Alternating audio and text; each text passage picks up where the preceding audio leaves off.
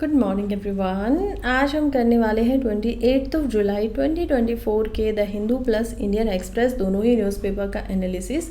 दोनों ही न्यूज़पेपर हमारे लिए यूपीएससी के पॉइंट ऑफ व्यू से काफ़ी इंपॉर्टेंट हो जाते हैं और यही कारण है कि इन्हीं में आने वाले वो सारे आर्टिकल जो यूपीएससी के सिलेबस के साथ में रेलिवेंस रखते हैं उनको हम पढ़ेंगे दो भागों में बांटकर। कैसे बांटेंगे?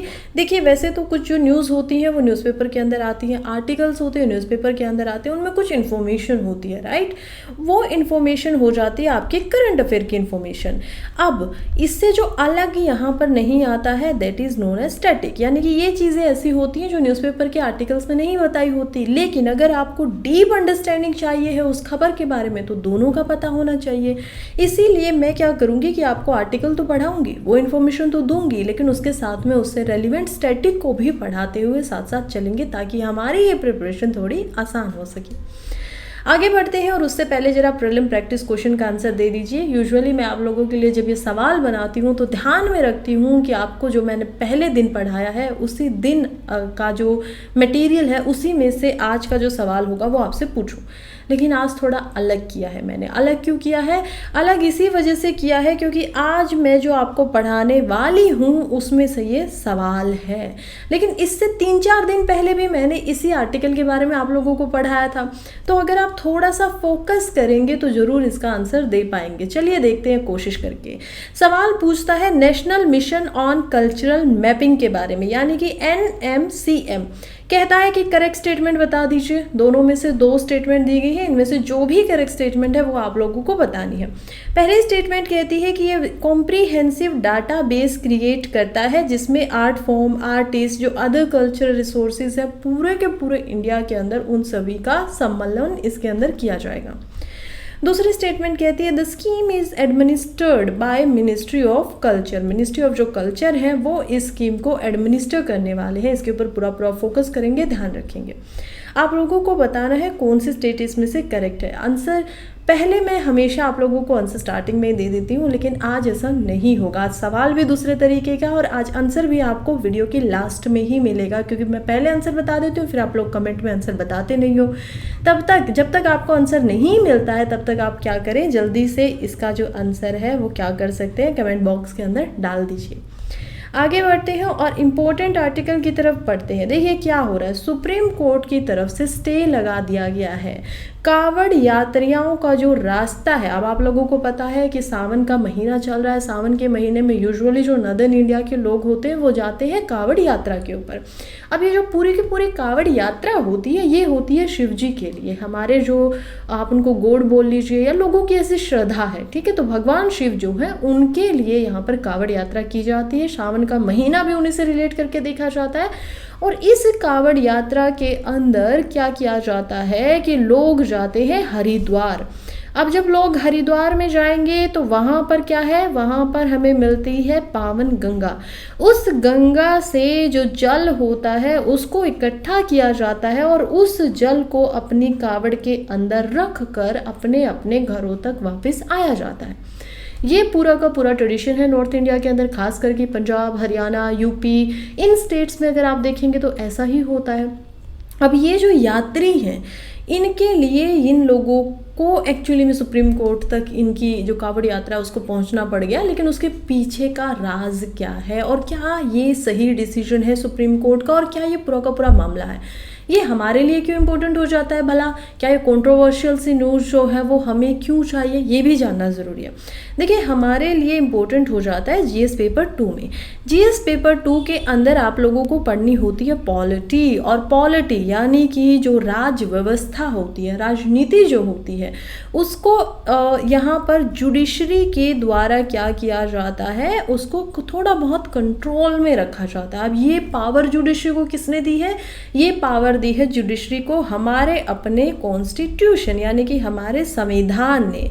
अब देखिए कॉन्स्टिट्यूशन ने बोला है कि जुडिशरी जो होगी वो संविधान को भी क्या करेगी, फाइनल इंटरप्रिटेट करेगी, यानी कि जो जुडिशरी, जो जजेस ने बोल दिया वही माना जाएगा कि संविधान के अंदर बोला गया है, लिखा गया है।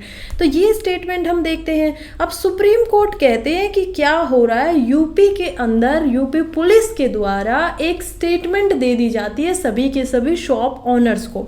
अब ये जो दुकानें थी, शॉप्स थी, इनको ढाबा भी बोल सकते हैं, दुकानें भी बोल सकती हैं, उन सभी को ये ऑर्डर मिला कि जो भी कावड़ यात्री जो आपके आसपास से क्योंकि जा रहे हैं, ये रूट पड़ रहा है लोगों का, तो इसी वजह से आप अपना नाम और आपके दुकान में काम करने वाले जो कारीगर हैं, एम्प्लॉयड हैं, उनका नाम भी बाहर छापेंगे पोस्टर बनाकर।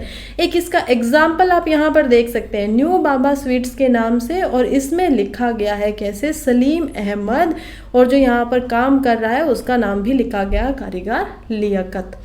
अब आप लोग सोचेंगे ऐसा क्यों करना पड़ रहा है? कोर्ट में भी ऐसा ही सोचा होगा कि ऐसा क्या हो गया कि इनको नाम लिखना पड़ रहा है, क्या ये बहुत अच्छे के लिए कोई काम किया जा रहा है? नहीं। जब कोर्ट को इस केस के बारे में पता चला तो सुप्रीम कोर्ट का बोलना था कि आप ऐसा क्यों कर रहे हो। यूपी पुलिस से सेम सवाल पूछा।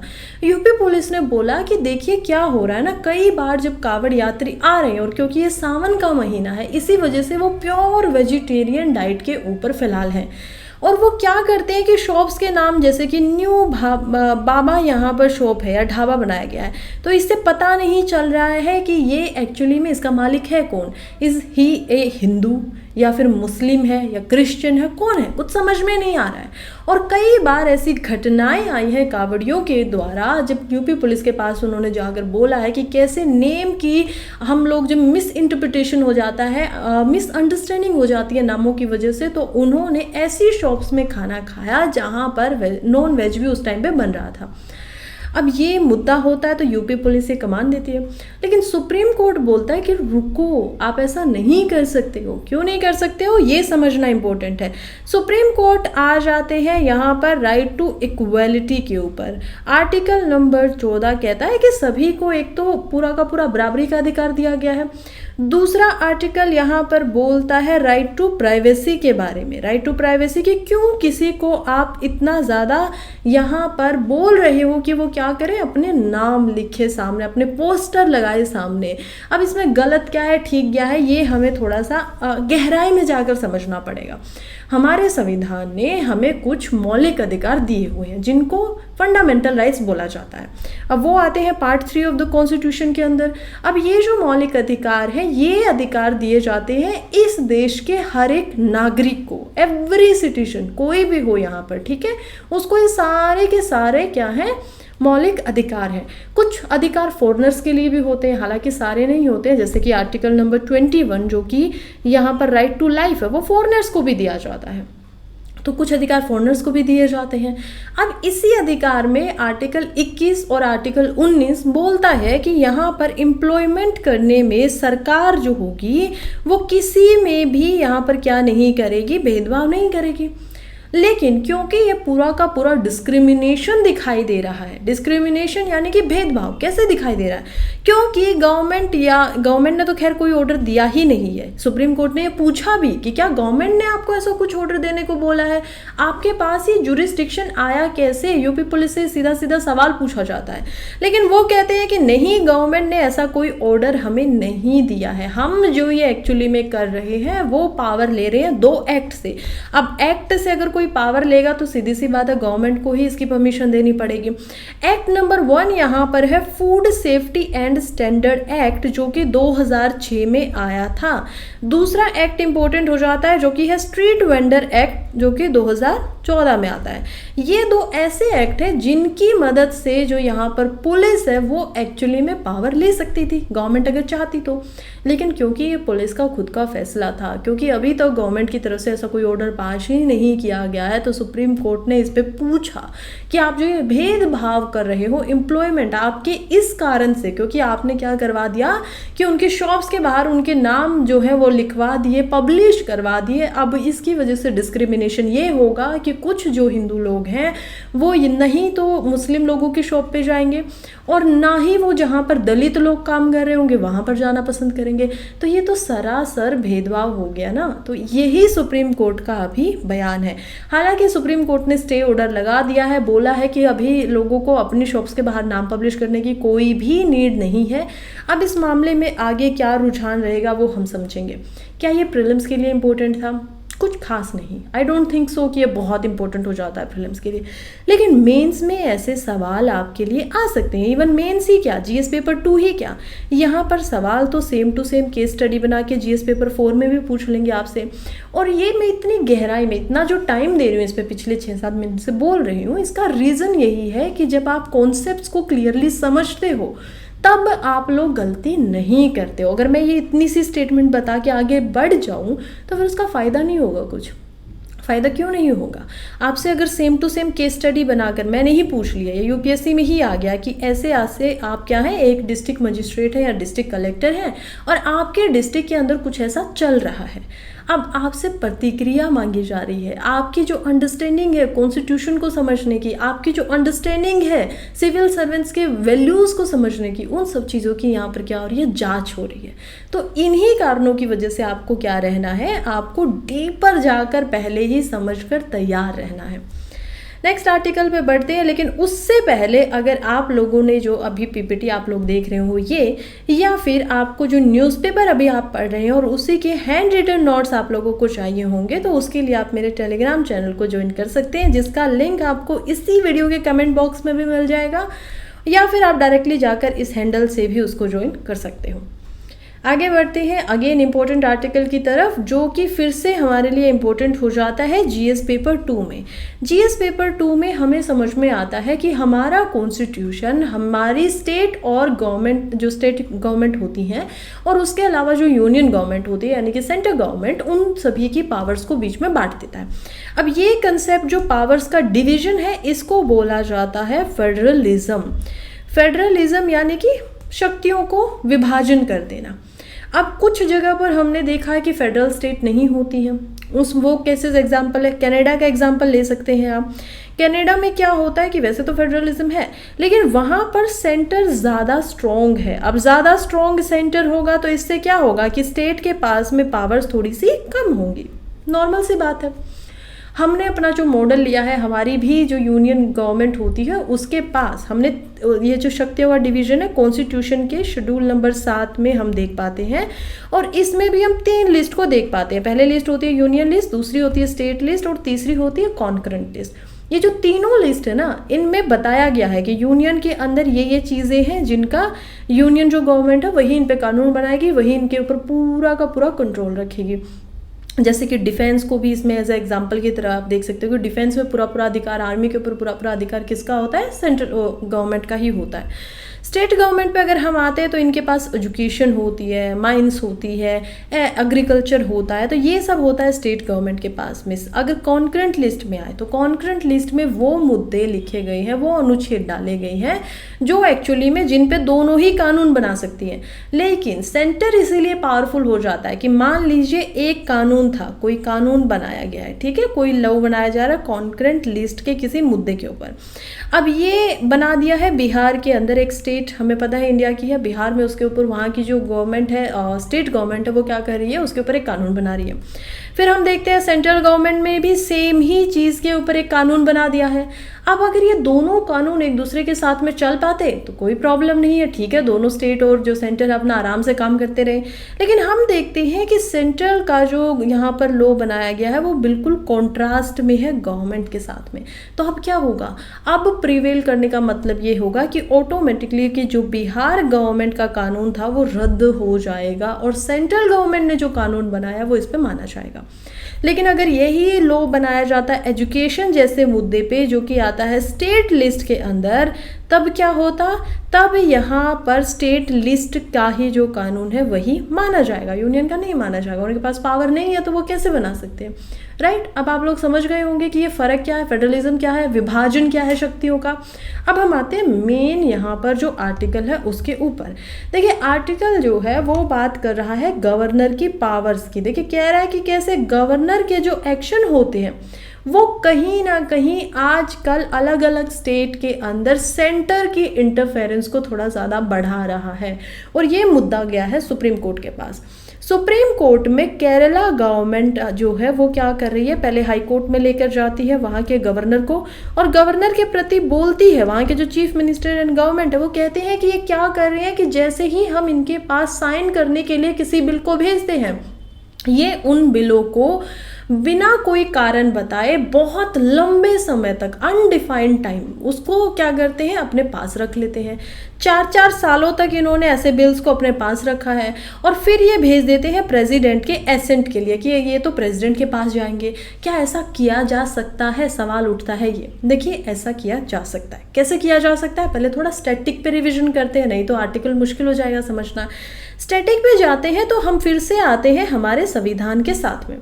हमारा कॉन्स्टिट्यूशन बताता है कि अगर किसी बिल को एक्ट बनना है तो उसके लिए कुछ प्रक्रिया होती है, राइट, प्रोसेस होता है, कोई भी चीज़ एक से दूसरा जब होना हो। अब इसी प्रोसेस में अगर हम देखेंगे तो यहाँ पर हमारा बिल है जो कि स्टेट गवर्नमेंट के द्वारा इंट्रोड्यूस किया जा रहा है, उसको बनाना है एक्ट, उसको लागू करना है, एक्ट बनते वो लागू हो सकता है। बिल का इंट्रोडक्शन होता है, क्योंकि स्टेट गवर्नमेंट की बात करें तो अब हम उसी नज़रिए से देखेंगे, ऑलमोस्ट सेम ही होता है प्रोसीजर, लेकिन थोड़ा सा बदलाव होगा, वो क्या होगा वो हम देखेंगे। देखिए जैसे ही स्टेट गवर्नमेंट जो होती है वो बिल को करेंगे इंट्रोड्यूस। अब ये कोई भी हाउस, तो क्योंकि डिपेंड करता है कि वो किस स्टेट में, कुछ यहाँ पर जो स्टेट्स होती हैं उनके पास कॉन्स्टिट्यूएंट असेंबली भी होती है, कॉन्स्टिट्यूएंट, और यहाँ पर काउंसिल भी होती है, ठीक है।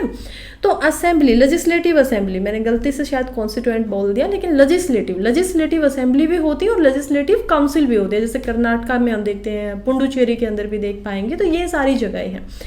अब हम देखते हैं कि कैसे यहाँ पर बिल जो होगा वो हम मानते हैं कि असेंबली के अंदर कर दिया जाता है इंट्रोड्यूस। अब ये डिपेंड करेगा कि ये कैबिनेट के किसी मिनिस्टर ने किया है या फिर इसको प्राइवेट मेंबर बिल बोला जा सकता है, जब जिनकी गवर्नमेंट नहीं है या जो कैबिनेट में नहीं आते हैं, गवर्नमेंट में नहीं आते हैं, जब वो इनको इंट्रोड्यूस करते हैं। तो अब ये जो बिल होता है ये स्पीकर की परमिशन को लेकर इंट्रोड्यूस किया जाता है, ठीक है, स्पीकर के सामने इसको इंट्रोड्यूस किया जाएगा। अब इसके ऊपर होंगी वोटिंग। अगर यही चीज़ सेंटर में हम जाएंगे तो हम देखेंगे या तो लोकसभा के अंदर एक बिल को इंट्रोड्यूस किया जाता है, राज्यसभा के अंदर डिपेंड करता है कि वो बिल कौन सा है।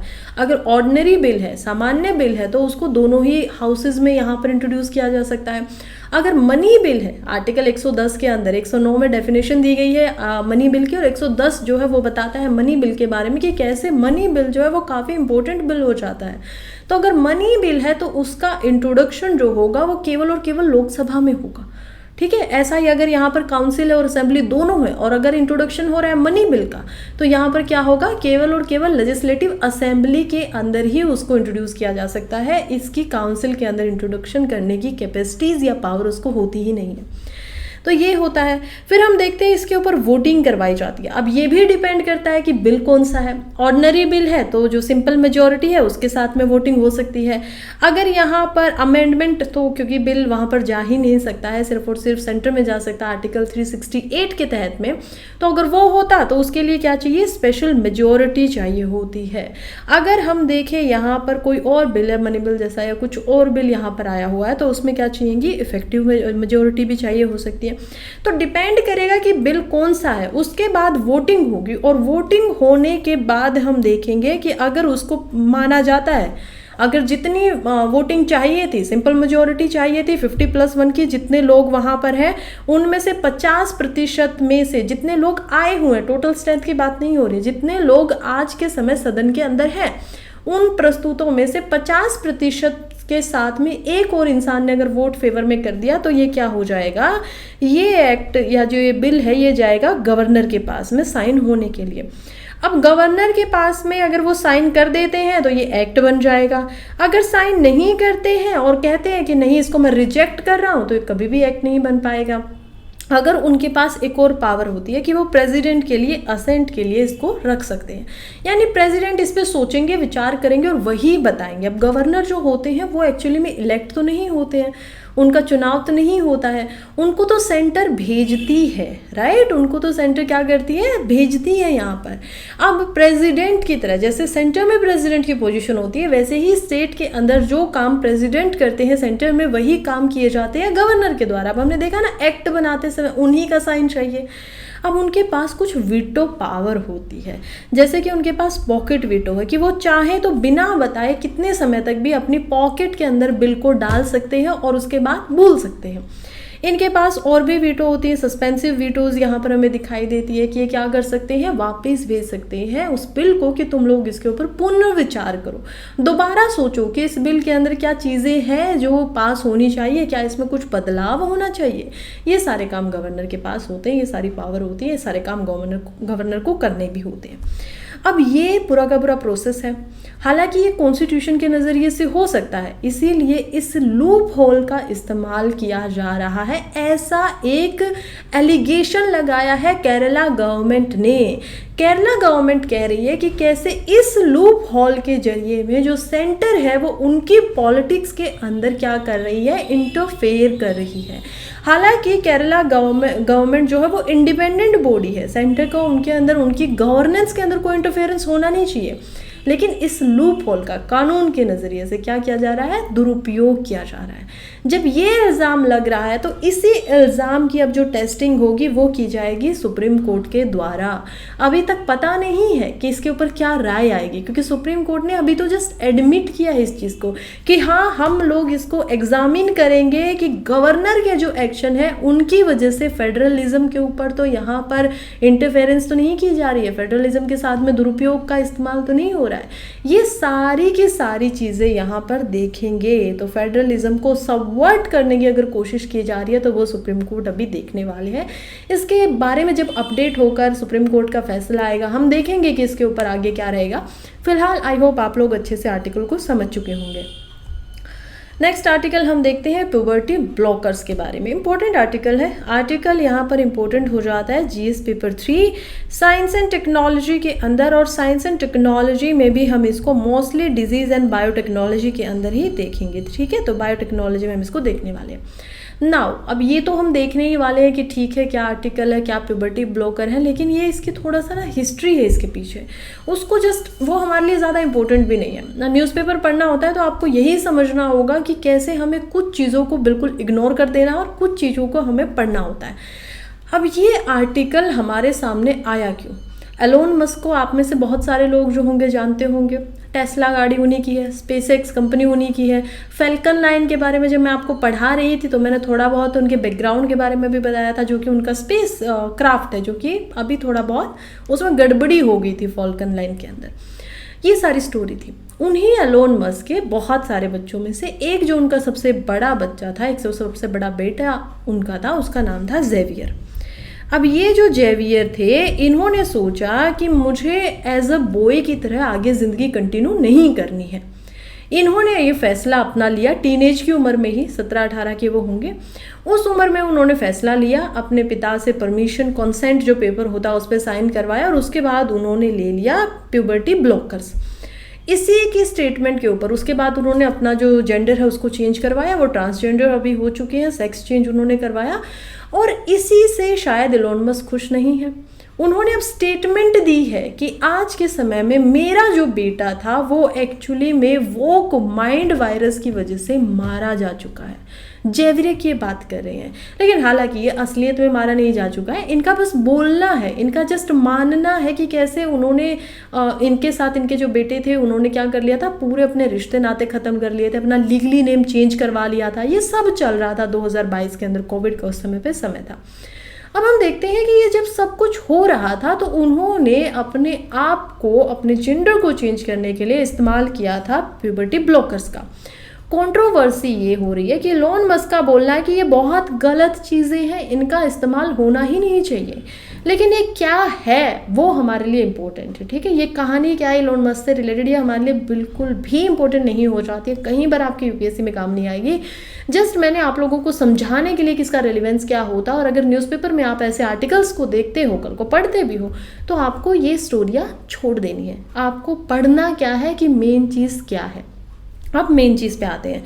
मेन चीज़ है प्यूबर्टी ब्लॉकर। प्यूबर्टी यानी कि एक ऐसा बायोलॉजिकल चेंज जो टीनेज के दौरान बच्चों में होता है। टीनेज कब से शुरू होगी?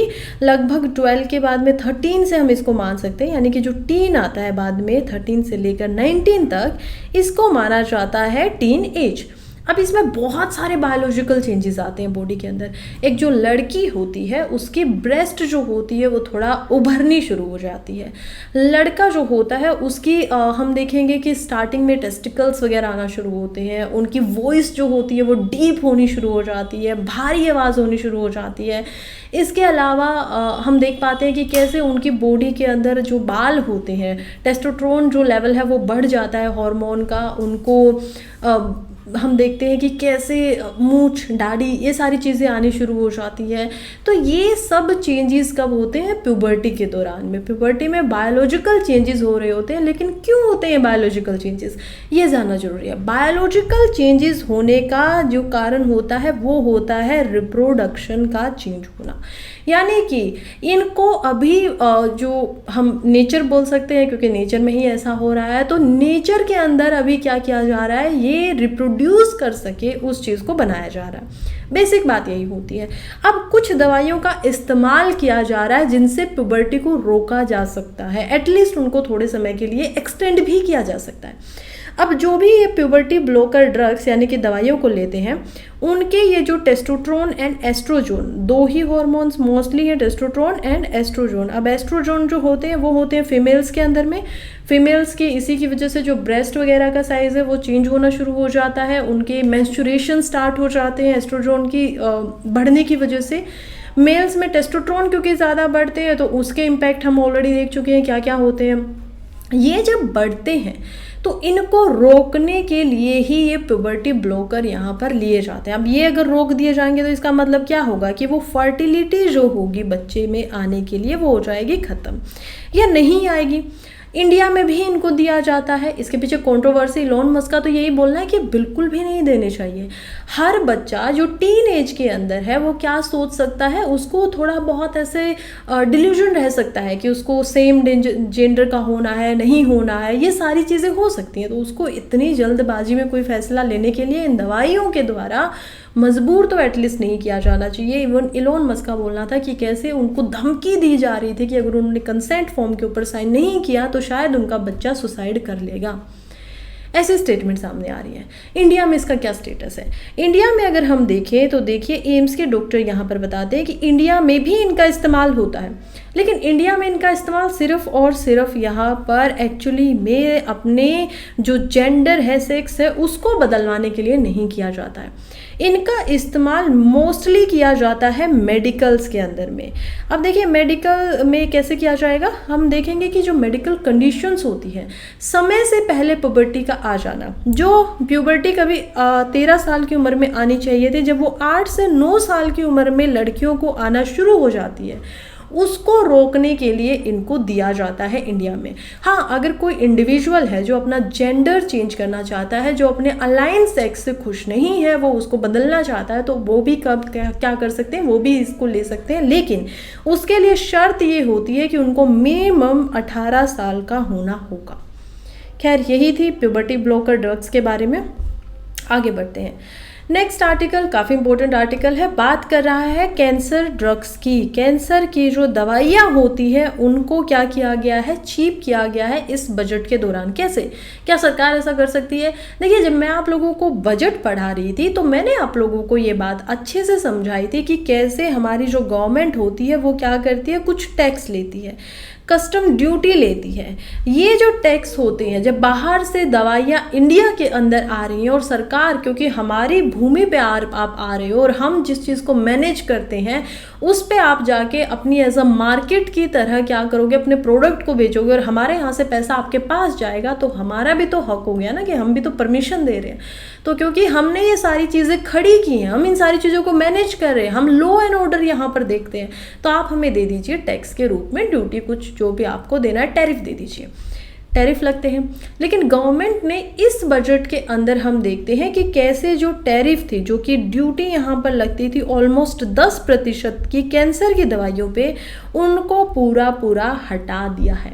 अब इससे क्या होगा, देखिए अब आपको शायद लग रहा होगा कि कैंसर की दवाइयाँ हैं, शायद 10% जो ड्यूटी लगती थी वो भी कितनी बड़ी बात हो गई, इनको हटा देना, इससे कितना ही फ़र्क पड़ जाएगा, ये सवाल ज़रूर आएगा। लेकिन इसका आंसर भी अब आपको मिल जाएगा जब आप जानेंगे कैंसर की दवाइयों की कॉस्ट को, उसके खर्च को, उसकी लागत को। जब आप ये समझेंगे तो आप समझ पाएंगे कि ये 10% कम होने का मतलब भी कितना ज़्यादा फ़ायदा होगा यहाँ पर इंडिया के सिटीजन्स को जो लगातार कैंसर से जूझ रहे हैं। कैंसर की बात करें तो लगातार 2022 से हमारे पास आंकड़े यहाँ पर है नेशनल कैंसर रजिस्ट्री के, जिसमें हमें पता चल रहा है कि 14 लाख से ज़्यादा हर साल हमने कैंसर के पेशेंट्स को देखा है। और इससे भी बुरी बात यह है कि हर साल यहाँ पर 7 से लेकर 8 लाख लोगों की कैंसर से डेथ हो रही है। इससे भी बुरी बात एक और है, नेशनल कैंसर रजिस्ट्री ने ही ये बताया है कि कैसे आने वाले अगले 30 साल में हर 9 में से एक इंसान इंडियन जो होगा वो ऐसा होगा जिसको जीवन में एक बार कैंसर जरूर होगा। अब इसके पीछे कारण बहुत सारे हैं, गलत डाइट, गलत lifestyle, wrong lifestyle, immune system हम अपना ख़राब करते जा रहे हैं, ये बहुत सारे रीजन्स हैं। लेकिन आप डाटा समझ सकते हैं कि हर 9 में से एक इंसान, आप आसपास अपने 9 लोगों को देखिए और उनमें से कोई एक इंडिविजुअल ऐसा होगा जिसको अपनी लाइफ टाइम में कैंसर में जाना पड़ेगा, और उनमें से 60-70% लोगों की हम देख रहे हैं कि डेथ हो जा रही है। ये है कैंसर का प्रकोप। कैंसर होता क्या है, आप ही के ब्लड के सेल्स जब एक बहुत ज़्यादा नंबर में, हमें पता है हमारी बॉडी में होते हैं अलग अलग सेल्स, हमारी बॉडी के अंदर जो एक सेल होता है उसका एक जीवन भी होता है, उसका एक लाइफ स्पैन भी होता है। ऑलमोस्ट 120 दिनों तक हमारी बॉडी का एक सेल जो होता है वो जन्म लेने के बाद अपना पूरे काम निपटाने के बाद में डेथ उनकी हो जाती है 120 दिनों के बाद। लेकिन जब ये हमें पता होता है कि आज हमारी बॉडी को 100 न्यू सेल्स की ज़रूरत है, तो 100 न्यू सेल्स क्या कर रहे हैं, जन्म ले रहे हैं। वैसे तो ट्रिलियंस की मात्रा में हमारी बॉडी के अंदर सेल्स होते हैं, लेकिन आसान भाषा में समझाने के लिए मैं आपको छोटा एग्जाम्पल दे रही हूँ। अब मान लीजिए 100 ये बनेंगे तो काम इनसे ठीक ठाक होता रहेगा। सोचिए ये 100 की जगह बन रहे हैं 1000, रुक नहीं रहे हैं, इतनी बॉडी की ज़रूरत नहीं है, फिर ये बन रहे हैं 10,000। जब ये इकट्ठे होती रहते हैं, ट्यूमर बता देते हैं, उसके बाद ये लगातार हमारे ही इम्यून सिस्टम को क्या करने लग जाते हैं, अटैक करना शुरू कर देते हैं। ये है कैंसर। इस कैंसर की दवाइयाँ बहुत महंगी होती हैं। मोस्टली 3 मेडिसिन और जो दवाई होती है जिस बोतल के अंदर, उनका इसमें इस्तेमाल किया जाता है। चलिए उनके नाम को देख लेते हैं, और यही 3 ऐसी मेडिसिन है जिनके ऊपर अभी हमारी जो ड्यूटी है बजट के अंदर उसको हटा दिया गया है। पहली अगर मेडिसिन का बात करूँ तो ये मेडिसिन जानी जाती है ट्रास्तुजुमैब के नाम से। दूसरी मेडिसिन यहाँ पर है ओसिमेटिनिब। तीसरी मेडिसिन का नाम है दुर्वालुमैब। अब ये जो मेडिसिन हैं, देखिए ये जो 10 गोली आती हैं ट्रांसुजुमैब की, ये एक्चुअली में पड़ती है 1.6 लाख रुपीज़ की, और ये 10 गोली होती हैं। और इससे बड़ी बात पता है क्या है, कि आपको डेली एक गोली लेनी होती है। अगर आप कैंसर पेशेंट हैं तो आप एक दिन भी इसको छोड़ नहीं सकते हो। तो 10 दिन की आपकी एक दवाई, इसके अलावा और भी दवाई चल रही होती है, इसके अलावा और भी केमोथेरेपीज़ वगैरह भी चल रही होती है, इसके अलावा अदर और बहुत खर्च होता है। एक दवाई अगर आप ले रहे हैं तो वो आपको कितनी ज़्यादा महंगी पड़ रही है। एक दिन आपका एक्चुअली के अंदर में हम देखेंगे कि यहाँ पर 15,000 से ज़्यादा का पड़ रहा है। अगर हम बात करें ओसिमेटिन की, तो इसकी ये 10 ml की इसकी जो शीशी होती है वो आती है, और वो भी लगभग 1.5 लाख रुपए की यहाँ पर पड़ती है। तीसरी दवाई का भी रेट ऑलमोस्ट यही है, 1.7 लाख के अप्रोक्सीमेटली। अब क्योंकि ये दवाइयाँ इतनी महंगी हैं, और जब आप इनके इतनी महंगी दवाइयों पे 10% लोगों की, तो सीधा सीधा यहाँ पर 16,000 रुपये लिए जा रहे हैं, और किसी इंडिविजुअल को इससे ज़्यादा चाहिएंगे। तो एकदम से ये कॉस्ट जो है, अब आपने देखिए 100 रुपये की कोई चीज़ थी जो यहाँ इंडिया तक भेजी जा रही है 100 रुपये में, बनी तो वो 92 की थी, लेकिन उस पर ट्रांसपोर्ट का जो खर्चा था वो लगभग 8 रुपये आया, तो यहाँ पर इंडिया में 100 रुपये का उसको बना के भेज दिया गया। अब ये जो 100 रुपये की चीज़ है, इस पर 10% यानी कि 10 रुपये एक्स्ट्रा क्या कर दिए गए हैं, ड्यूटी दे दी गई है। अब ये 110 रुपये की हो चुकी है। अब उनको कुछ प्रॉफिट भी निकालना है, तो वो इसको 115 रुपये में बेचना चाहेंगे, 112 रुपये में बेचना चाहेंगे। प्रोडक्ट क्या हो रहा है, महंगा हो रहा है। यही कोशिश यहाँ पे की गई है हमारी फाइनेंस मिनिस्टर के द्वारा, जब वो इनके ऊपर से टैरिफ ड्यूटी को हटा देती है। खैर कुछ और आंकड़े जो जानने ज़रूरी थे वो ऑलरेडी आपको बता चुकी हूँ। कैंसर से रिलेटेड कुछ और अगर मैं आपको बातें बताऊँ तो फीमेल्स में, इंडियन जो फीमेल्स हैं उनमें कैंसर ज़्यादा पाया जाता है। 34% तक जो वुमेंस हैं उनमें कैंसर होता है। मोस्टली जो कॉमन कैंसर है फीमेल में पाने वाला वो होता है ब्रेस्ट कैंसर, उनको ब्रेस्ट कैंसर ज़्यादा होते हैं, लंग्स कैंसर ज़्यादा होते हैं।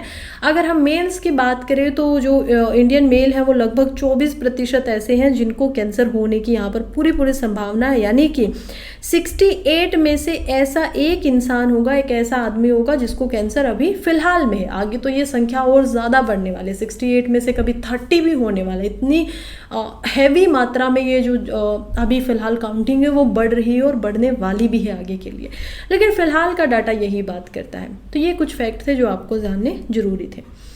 नेक्स्ट और काफ़ी इंपॉर्टेंट आर्टिकल की तरफ बढ़ रहे हैं जो कि है यूनेस्को वर्ल्ड हेरिटेज साइट के बारे में। देखिए मैंने आप लोगों को इसी आर्टिकल की वजह से वो क्वेश्चन दिया है स्टार्टिंग में। हम देखते हैं कि कैसे आसाम के अंदर जो रॉयल ब्यूरियल है, रॉयल ब्यूरियल क्या होते हैं, आसाम के अंदर एक किंगडम होता था। यहाँ पर क्योंकि इंडिया इस समय पे वर्ल्ड हेरिटेज जो कमेटी है उसको होस्ट कर रहा है, इंडिया के अंदर वो आए हुए हैं 22 जुलाई से लेके 29 जुलाई तक वो यहीं पर हैं। हमें पहले ही लग रहा था, 10 साल हमें अप्रोक्सीमेटली हो चुके थे कि ये हमारी जो हेरिटेज साइट है इसको वर्ल्ड हेरिटेज साइट की लिस्ट के अंदर इंडल्ज कर दीजिए।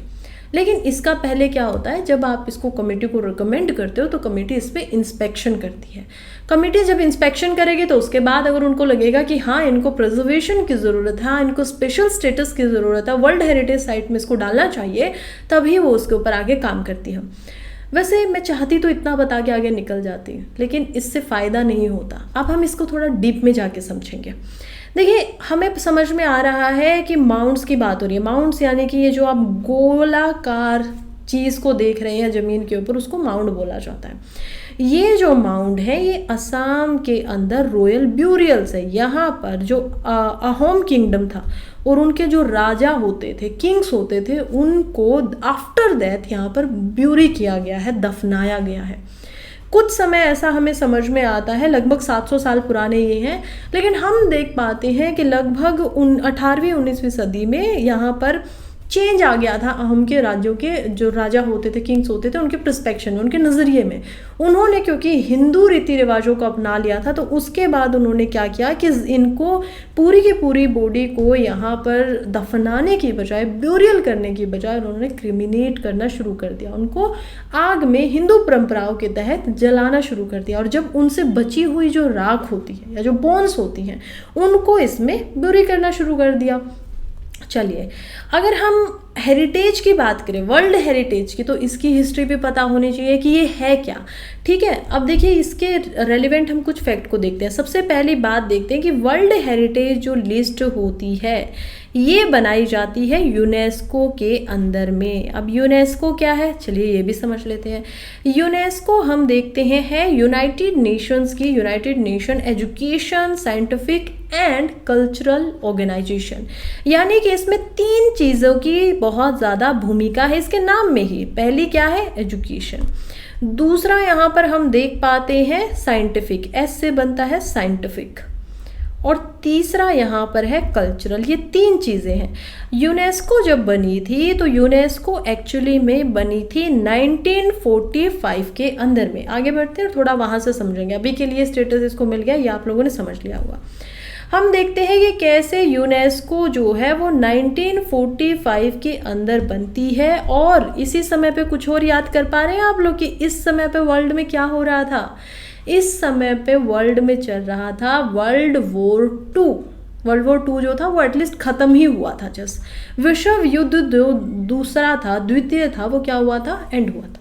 हम देखते हैं 1945 में इसके बनाने के पीछे का कारण यही था कि इतना डिस्ट्रक्शन देखने को मिला था वर्ल्ड वॉर में। लगातार जो इम्पोर्टेंट बिल्डिंग्स होती थी, कल्चरल जिनके पीछे वैल्यू होती थी, उन चीज़ों को वर्ल्ड वॉर की वजह से नष्ट कर दिया गया था, तबाही लेकर आ गए थे। यूनाइटेड नेशंस ने सोचा कि हम एजुकेशन, साइंस और कल्चर के साथ में, मैं यहाँ पर सी लगाना भूल गई हूँ, कभी कभी ऐसी छोटी मोटी गलतियाँ होती रहती हैं लिखते टाइम में, क्योंकि मेरा आप लोगों को समझाने में फोकस ज़्यादा होता है। तो ये क्या है, यूनेस्को है। देखिए यहाँ पर क्या है कि एजुकेशन, साइंस एंड कल्चर, इन तीनों चीज़ों के साथ में हम शांति लेकर आएंगे। और आगे से चाहे बेशक वॉर हो रही हो, चाहे बेशक युद्ध हो रहे हो, लेकिन सबको ये पता होना चाहिए कि जो चीज़ यहाँ पर साइंटिफिकली इम्पोर्टेंट है किसी एक कंट्री के लिए, कल्चर, सांस्कृतिक कारणों की वजह से महत्वपूर्ण है, उसको आप खराब नहीं कर सकते हो। इसी वजह से आप लोग देखेंगे कि कैसे बेशक इजराइल गाजा का युद्ध हो रहा है, बेशक रशिया और यूक्रेन का युद्ध हुआ है, लेकिन वहाँ की कल्चरल इंपॉर्टेंस या फिर वर्ल्ड हेरिटेज की जो लिस्ट के अंदर बिल्डिंग्स हैं उनके ऊपर हमला नहीं किया गया है, क्योंकि ये युद्ध के कानूनों के अंदर ही लिखे जा चुके हैं यूनेस्को के साथ में। अब यूनेस्को क्या करता है, हेरिटेज की तरफ कैसे आता है? अभी तक तो ये सिर्फ शांति ला रहा था, हेरिटेज की तरफ ये आता है 1960 में। 1960 में ये देखा जाता है कि कैसे इजिप्ट के जो पिरामिड हैं, उन इजिप्ट के पिरामिड के अंदर एक बहुत ही पुराना टेम्पल है। टेम्पल का नाम यहाँ पर था अबू सिम्बाल टेम्पल। अब ये जो टेम्पल था, ये पास ही में बहने वाली नदी की वजह से बिल्कुल अंदर की तरफ एक्चुअली में डूबता जा रहा था, और इसी समय में पहली बार इसको सेव करने के लिए बनाई जाती है इंटरनेशनल रेस्क्यू मिशन। अब ये जो मिशन था, इसके तहत में इसको सेव भी कर लिया जाता है, और इसके बाद में बहुत सारे ऐसे अलग अलग देशों की जो मेंबर्स थे या जो कंट्रीज थी यूनाइटेड नेशन में एज ए मेंबर है, 197 कंट्रीज़ की यूनाइटेड नेशन की मेंबरशिप है। India itself is a member. 2 इसकी असेंबली होती है, एक होती है जनरल असेंबली जिसमें इंडिया मेंबर है, दूसरी होती है सिक्योरिटी काउंसिल जिसमें हम, या असेंबली भी, काउंसिल भी बोल सकते हैं आप उसको, जिसमें 5 कंट्री मेंबर है, और इंडिया बिल्कुल उसका मेंबर बनना चाहता है क्योंकि उनके पास होती है वीटो पावर। उसी यूनाइटेड नेशन में जनरल असेंबली के साथ साथ में लोगों ने, जो कंट्रीज थी, उन्होंने बोलना शुरू किया कि हमारे यहाँ पर भी ऐसा ही हो रहा है। ये कोई अगर इजिप्ट में आप लोग रेस्क्यू मिशन लगा सकते हो तो हमारे यहाँ पे भी लगाओ आके, हमारी भी बहुत इंपॉर्टेंट यहाँ पर इसके साथ में भावनाएं जुड़ी हुई हैं, हमारी कल्चरल जो चीज़ें हैं, इम्पोर्टेंस है उस चीज़ के साथ में, वो जुड़े हुए हैं, ये हमारी मान्यताओं को दर्शाती है, ये बिल्डिंग, ये ऐसी चीज़ है। तो ये सब की वजह से क्या होता है कि 1972 के अंदर में हम देखते हैं यहाँ पर बनाई जाती है 21 मेंबर्स की कमेटी। अब ये जो 21 सदस्य होते हैं इस कमेटी में, जो कि चुनाव कर लिए जाते हैं, हर साल बदलते रहते हैं, ये जो 21 मेंबर्स होते हैं, इन्हीं को यहाँ पर जो वर्ल्ड हेरिटेज लिस्ट होती है उसको प्रिपेयर करना होता है, या किस मतलब जो आ चुका है ऑलरेडी वो तो उसमें रहेगा ही, जो नए चीज़ों को डालना है वो इसका निर्णय होता है। इसी को होस्ट अब की बार इंडिया भी कर रहा है। अब इन्होंने क्या किया, ये जो लिस्ट आती है, हम देखते हैं कि ये जो लिस्ट है ये क्या करते हैं, एक्चुअली में वर्ल्ड हेरिटेज साइट्स को बांटते हैं। वर्ल्ड हेरिटेज साइट जो होती हैं वो 3 तरीके से बटी हुई होती हैं। कैसे होती हैं? एक होती हैं यहाँ पर हेरिटेज यानी कि कल्चरल वैल्यूज़ की वजह से, दूसरी जो होती है वो हम देखते हैं जो कि होती है नेचुरल। तो नेचुरल भी यहाँ पर देखने को मिलती है, नेचुरल वर्ल्ड हेरिटेज साइट, वो मैं समझाऊंगी क्या फ़र्क है दोनों में या तीनों में। और तीसरी होती है मिक्स्ड। अब देखिए दोनों में क्या फ़र्क है। सबसे पहले कल्चरल हेरिटेज साइट्स कौन सी होंगी? वो जो सांस्कृतिक तरीके से लोगों के लिए इम्पोर्टेंट है, हो सकता है कि हिस्ट्री में उसकी सिग्निफिकेंस ज़्यादा रही हो, उस कंट्री की हिस्ट्री को वो बयान करती हो, ये सारी चीज़ें हों। एग्जाम्पल हम इसका ताजमहल भी ले सकते हैं। एग्जाम्पल हम जो रिसेंट का है अभी अहोम किंगडम का जो ब्यूरल्स को ये मिला वो भी ले सकते हैं। नेचुरल की बात करें यानी कि ये प्राकृतिक है। नेचुरल जो होती है वो होती है फॉर एग्जांपल यहाँ पर हमारे यहाँ पर लिया गया है जैसे कि कोइलुडियो नेशनल पार्क को, यानी कि नेचुरली उनको कंजर्व करना इंपॉर्टेंट हो गया, उनकी तरफ ध्यान देना ज़रूरी हो गया, तो वो नेचुरल के अंदर में आ जाती हैं। मिक्स्ड में दोनों ही है, नेचुरल भी इसमें है और कल्चरल भी इसमें, एक ही जगह पर ऐसा भी हो सकता है वर्ल्ड में। तो ये होती है 3 तरीके से लिस्ट। अब इंडिया में ऑलरेडी हम देखेंगे कि कल्चरल साइट जो है वो 32 यहाँ पर हो चुकी थी 2024 तक। 7 नेचुरल साइट थी और एक मिक्स्ड साइट भी यहाँ पर है।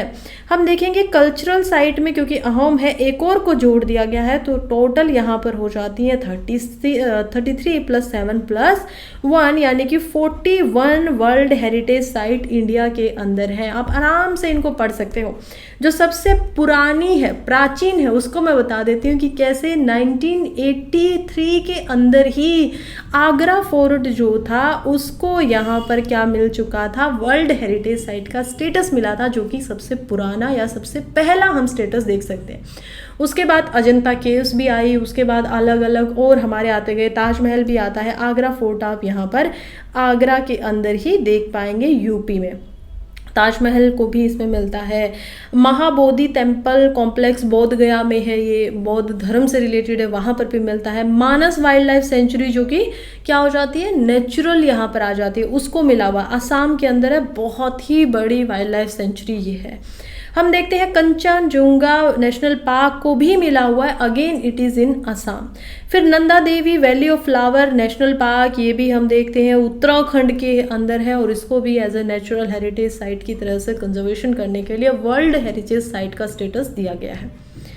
आगे बढ़ते हैं और अब थोड़ा सा अहोम्स के बारे में जान लेते हैं। वर्ल्ड हेरिटेज साइट क्या है वो तो हमने समझ लिया, लेकिन क्योंकि इनसे सवाल आते हैं प्रीलिम्स में, क्योंकि ये इंपॉर्टेंट हो जाते हैं जीएस पेपर 3 के अंदर भी और 1 के अंदर भी। 1 में भी हम देखेंगे तो mostly art and culture plus history दोनों में ही इंपॉर्टेंट हो जाते हैं, तो इनके बारे में कैसे छोड़ दें अगर न्यूज़पेपर में आया है तो। चलिए इसके बारे में भी जानते हैं। हम देखते हैं कि अहोम जो राज्य था वो एक्चुअली में 1228 से लेकर 1826 तक असम के अंदर रहता है। अब ये आए कहाँ से? क्या अहोम जो लोग थे वो भारत के ही थे, उन्होंने राज्य बनाया, या वो भी कहीं से आए थे? ये सवाल उठता है। चलिए थोड़ा हिस्ट्री में इसका देख लेते हैं।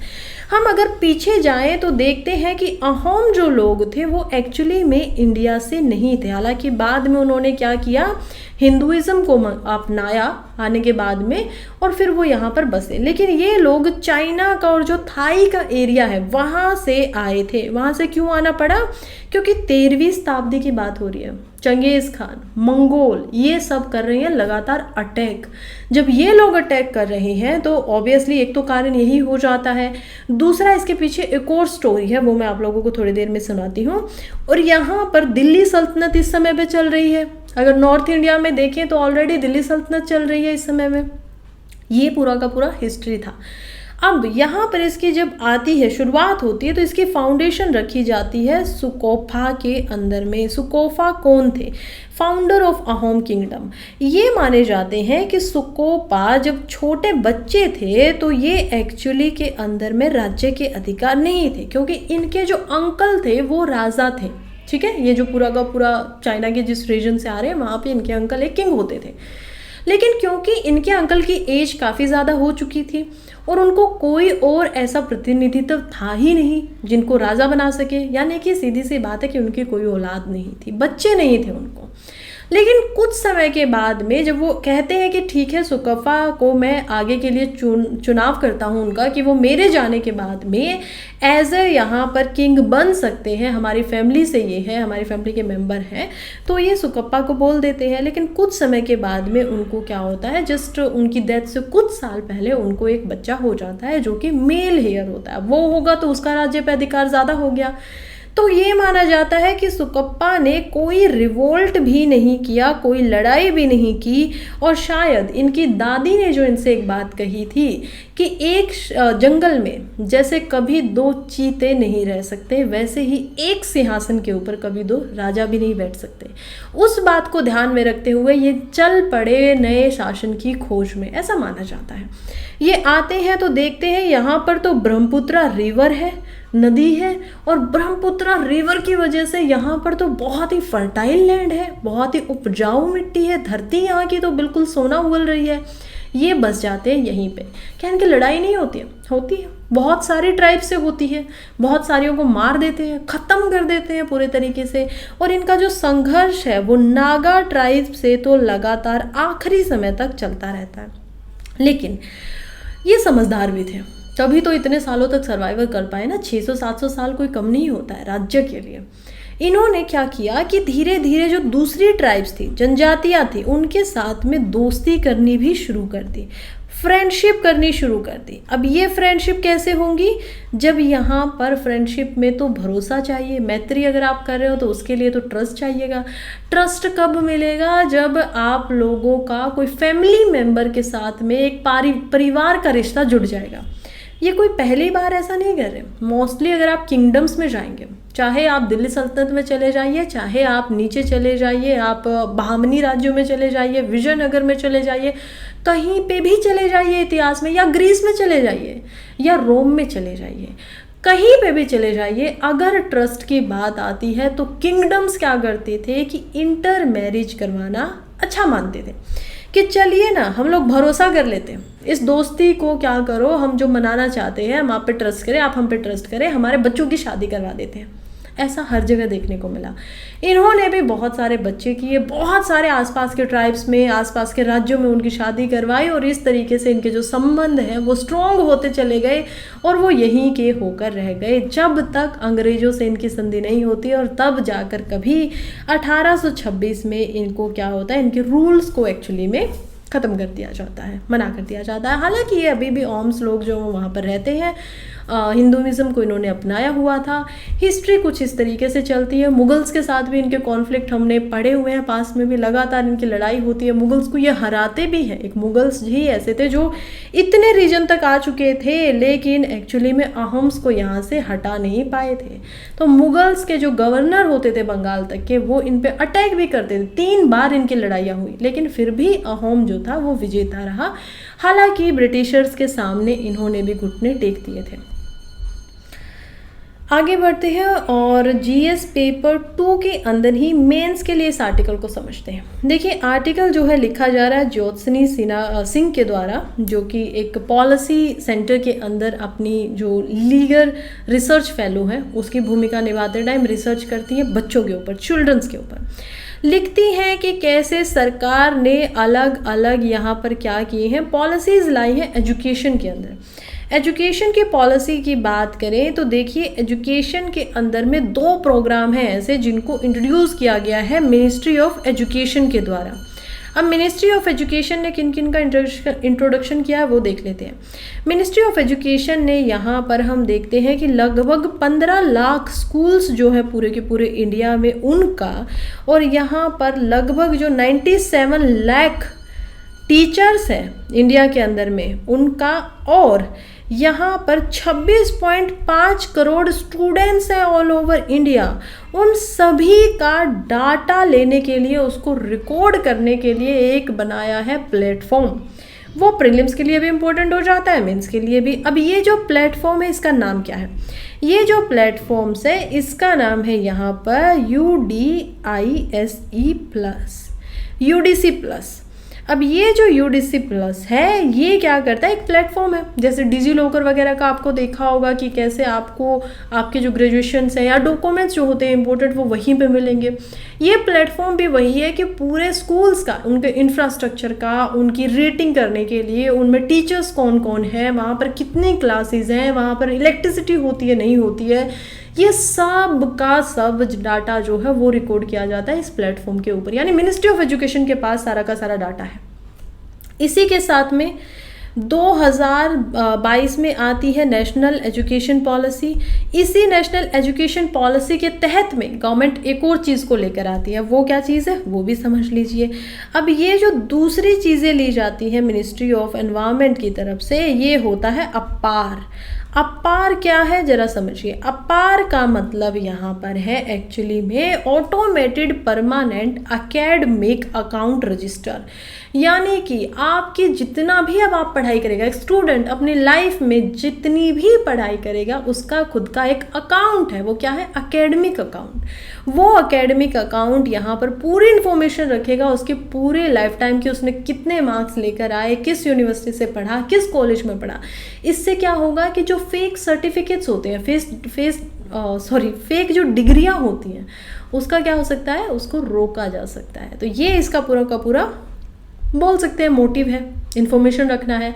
दूसरा, अगर हमारे पास में डाटा होगा, तो अब मिनिस्ट्री के पास में डाटा है तो पॉलिसीज़ इस डाटा को देखकर बनाई जाएंगी, इसको ध्यान में रखकर बनाई जाएंगी कि ठीक है किसी बच्चों को किन चीज़ों की ज़्यादा इंपॉर्टेंट है, किस स्किल को स्कूल को पैसा ज़्यादा चाहिए, किस स्कूल के ऊपर नज़र ज़्यादा रखनी पड़ेगी। ये सारी चीज़ें डाटा की मदद से की जा सकती हैं, राइट।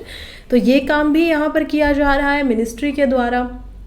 और इसमें अब यहाँ पर ये आपको समझ में आ गया बात क्या है। अब आर्टिकल कहता है कि इनकी जो सिक्योरिटी है, इतना डाटा, जैसे कि आधार के डाटा का भी हमने देखा कि एक दो बार क्या हुआ, ब्रीच हुआ, लोगों तक लीक हो गया है। अब आधार पैन कार्ड के साथ में भी मिले हुए हैं। आधार का डाटा अगर लीक हो रहा है तो सिंपल सी बात है, पैन कार्ड नंबर भी जा रहा है, पैन कार्ड नंबर भी जा रहा है तो बैंक अकाउंट की डिटेल्स भी जा रही है। यानी इतने करोड़ लोगों की जो सिक्योरिटी है वो यहाँ पर क्वेश्चन मार्क के ऊपर खड़ी हुई है। अब इसके लिए क्या करना होगा, रूल्स बनाओ, पॉलिसीज़ बनाओ, रेगुलेशन करो, सिक्योरिटी थोड़ी मजबूत करो। कौन करेगा, जो आधार बनवा रहे हैं, गवर्नमेंट को करना पड़ेगा। क्यों करेंगे, उनके पास होती है इम्प्लीमेंटेशन के लिए एजेंसीज, वो कर सकते हैं। उनके पास होता है टैक्स से लिया हुआ पैसा, तो वो कर सकते हैं। इसी वजह से यहाँ पर ऑथर कह रही है कि क्योंकि बच्चों का यहाँ पर पर्सनल डाटा सामने है तो उसकी सिक्योरिटी भी इम्पोर्टेंट हो जाती है। और जब सिक्योरिटी इम्पोर्टेंट है तो इसके ऊपर कोई कानून लग नहीं रहा है। ये राय देती है कि कैसे डिजिटल पब्लिक सेफ्टी बिल जो कि 2023 में आया है, एक्ट बन चुका था, उसके प्रीव्यू के अंदर इन दोनों के दोनों यहाँ पर प्लेटफॉर्म्स को इंडल्ज कर देना चाहिए। और क्योंकि मिनिस्ट्री ऑफ एजुकेशन कह रही है कि प्राइवेट प्लेयर्स को भी इसमें लेकर आया जाएगा, जैसे कि एजुकेशन से रिलेटेड कंपनीज हैं, टेक वगैरह है, तो वो भी इसमें आएंगी। तो इसी वजह से ताकि इस डाटा का मिसयूज ना हो, इसका गैर जिम्मेवार तरीके से इस्तेमाल ना किया जाए, तो इसका क्या करना होगा, हमें प्रोटेक्शन यहाँ पर देनी पड़ेगी। वेरी इंपॉर्टेंट आर्टिकल की तरफ फिर से बढ़ते हैं, जो कि अगेन इंपॉर्टेंट हो जाता है जीएस पेपर 2 में। जीएस पेपर 2 के अंदर यहाँ पर हम बात करेंगे इंटरनेशनल रिलेशन की, क्योंकि ये बात कर रहा है बे ऑफ बंगाल की। बे ऑफ बंगाल, बंगाल की खाड़ी, बंगाल की खाड़ी से रिलेटेड एक्चुअली में यहाँ पर सिक्योरिटी की बातें हो रही हैं। चाइना का बड़ा इन्फ्लुएंस है इस खाड़ी के अंदर में।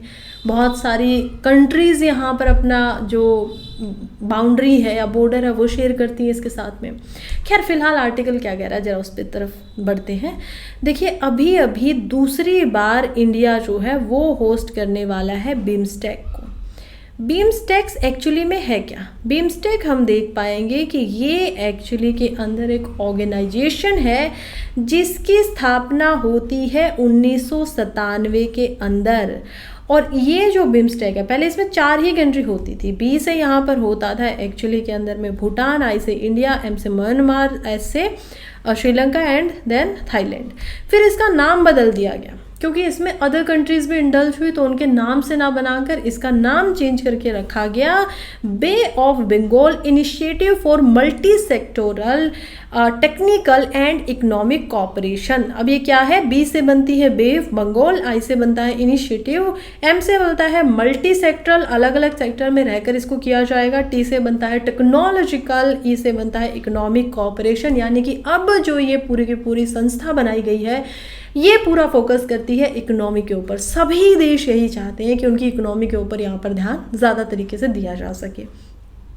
1997 में बनी थी, तो क्या है दूसरी बार हो रहा है इसका समिट? नहीं, भारत में दूसरी बार हो रहा है। वैसे तो ये कई बार हो चुका है, इंडिया में दूसरी बार हुआ है, इसी महीने हुआ है दिल्ली में। हम देखेंगे कि कैसे हमारे जो यहाँ पर फॉरेन एक्सटर्नल मिनिस्टर हैं एस जयशंकर, वो क्या करते हैं, इन सभी के जो लीडर्स हैं या इन सभी के जो प्रतिनिधि थे उन सब से आकर मिलते हैं, मीटिंग करते हैं दिल्ली के अंदर। इनमें म्यांमार भी इंक्लूडेड था। इससे क्या क्या रिजल्ट निकल कर आया वो ज़रा देख लेते हैं। तो मेंबर्स पहले देख लेते हैं। बिम्स्टेक के अंदर होते हैं टोटल 7 मेंबर, वही 5 मेंबर तो आप लोग याद रखेंगे कि कैसे इसमें एक जो बी से बनता है वो होता है भूटान, आई से बनता है इंडिया, उसके बाद हम देखेंगे एम से यहाँ पर बनता है म्यांमार, टी से एस से बनता है श्रीलंका, टी से बनता है थाईलैंड। अब जो ये 5 कंट्रीज़ हैं इनके अलावा इसमें आ चुका है नेपाल और साथ में आ चुका है बांग्लादेश भी। ये 7 ऐसी कंट्रीज़ हैं जो क्या है इसको एज अ ऑर्गेनाइजेशन मिलकर बनाती हैं। इन 7 कंट्रीज़ के अलावा इसमें अब इंडिया क्यों इतना रोल बना रहा है, और इंडिया ने ही इसको बैंकॉक जब डिक्लेरेशन होती है बैंकॉक के अंदर में तब इसको बनाने का इनिशिएटिव दिया भी था, इंडिया ही इसको बनवा भी रहा है। इंडिया के पर्सपेक्टिव से हमें समझना है इंटरनेशनल रिलेशंस में कि हमारी क्या भूमिका है। मेंस में हम वही तो लिखेंगे ना।